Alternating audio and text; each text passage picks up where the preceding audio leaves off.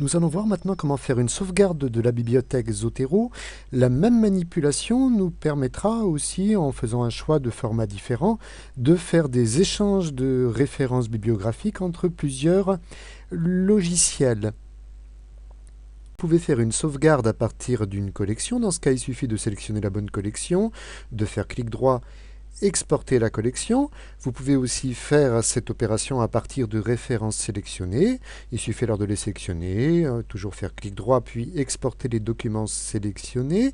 Alors pour la démonstration, on va voir comment faire une sauvegarde de toute la bibliothèque. Pour cela, je vais cliquer sur cette première icône qui représente un engrenage et je vais choisir exporter la bibliothèque.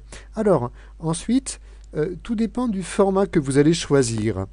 Le format Zotero RDF, c'est un format qui permet de faire une vraie sauvegarde, c'est-à-dire de sauvegarder toute la bibliothèque Zotero, non seulement les références bibliographiques, mais aussi les notes et les fichiers qui leur sont attachés.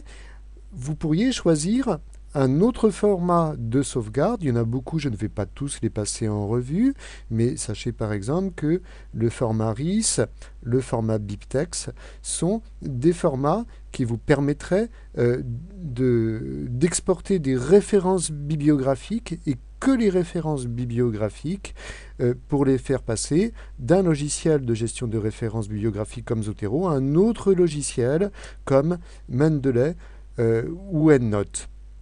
Mais nous étions partis pour faire une sauvegarde intégrale de toute notre bibliothèque Zotero avec tous ces éléments. Donc je choisis le format Zotero RDF. Je clique ensuite sur OK et vous choisissez l'endroit sur le disque dur où vous voulez déposer votre sauvegarde. Il vous suffit alors de cliquer sur Enregistrer et la sauvegarde de toute la bibliothèque sera faite. Comment faire pour réintégrer une bibliothèque Zotero sauvegardée? Notez qu'entre-temps, j'ai vidé entièrement la bibliothèque pour que la démonstration soit plus claire. Alors, pour cela, je vais à nouveau sur cette icône qui représente un engrenage, puis je sélectionne Importer.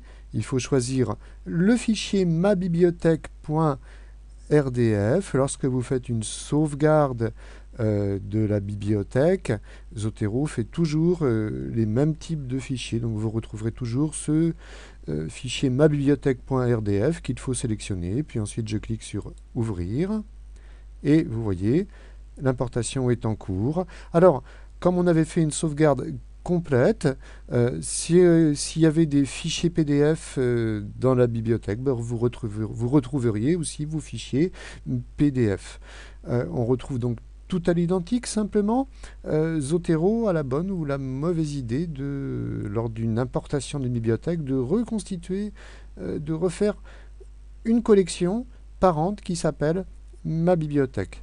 C'est-à-dire que si vous voulez que votre bibliothèque soit plus claire, parce que moi je ne trouve pas ça très clair d'avoir une grande collection, Ma bibliothèque, ce dossier parent normal, puis à nouveau une collection qui s'appelle Ma bibliothèque, il faudrait simplement redéplacer les collections comme elles étaient à l'origine, puis ensuite supprimer cette collection Ma bibliothèque. Enfin, peu importe, ça c'est des questions d'organisation. Vous trouverez très bien tout cela